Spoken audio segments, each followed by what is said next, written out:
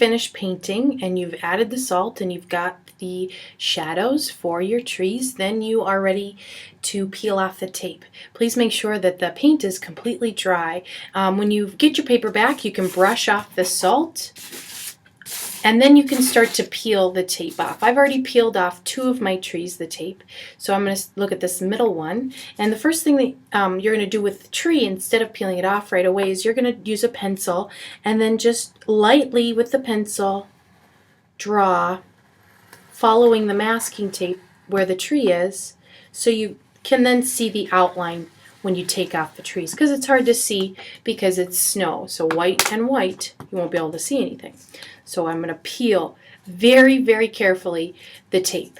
Your paper will tear a little bit. It almost looks like the texture from a tree, so I don't mind it when it tears. But if it starts to tear too much, peel from the opposite side. So you'll maybe want to start peeling from this side instead and start to peel this way. So I'm having more luck going this way, so I'm going to keep going this way. Peel up, peel slowly. I'm holding down the paper as I peel. If you go too fast, it will tear your paper too much, more than you wanted it to. So there's my tree. If you want to shade in the line of the tree so you can see it more, go ahead and do that. Then what you'll do is you are going to add marks to your trees. So all birch trees have these brown or black marks on them that are horizontal. So we're going to go ahead and add some of those. So on each tree, and I'm just going to work on the middle ground tree, you're going to draw lines. You're going to draw different types of lines. I like to do 2 or 3 lines together. And you can change how big or wide you make them. You can color them in a little darker or leave them thin. And you do kind of these groups. It makes it look more interesting. And I just go up the tree. And they can be in the middle or look like they're on the side of the tree.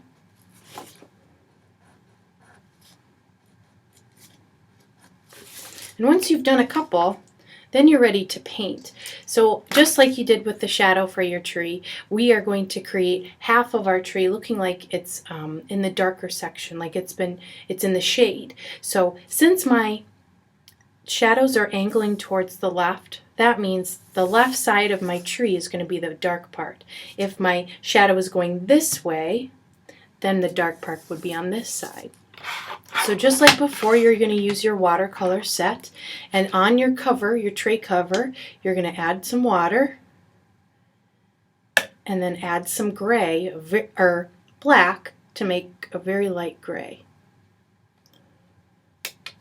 Test it out if you want to on a piece of scrap paper. Once you've got this, then on the half that should be shaded, that means you're looking in the direction that your shadow is going. So my shadow is going to the left. That means half of my tree, this half, the left side, will have a little bit of a shadow. It's a lighter gray. You want it to be very subtle. You don't want it to be too dramatic. So once you finish that, each of the trees, then you're done. Your project is complete. You've got this really interesting landscape with using salt and watercolors and tape.